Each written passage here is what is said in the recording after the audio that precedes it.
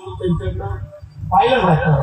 एक कुशल नेतृत्व कुठून कसा निधी आणायचा काय करायचं आम्ही पण आश्चर्य पण मला काय पहिली कोण मिळालं ना त्याला योग्यता जे आम्ही दोघे पहिलेच आहेत ते बरेच वेळ झाले ना मंत्री पण चांगली बाब आहे. मागच्या वेळेला आमच्याही जिल्ह्याचं पालकमंत्री पण त्यांच्याकडे दिलं होतं.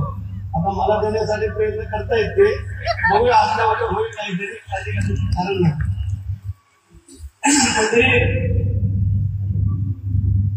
ज्या इंडिगेट मधून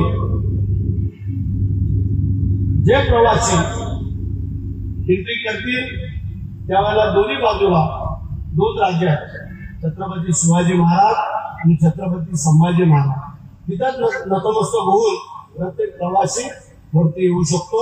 ही संकल्पना ज्या सावंत साहेबांनी आणि त्यांचे सर्व अधिकारी वर्ग त्या सगळ्यांनी जी केलेली आहे मी तुम्हाला खरंच धन्यवाद देतो.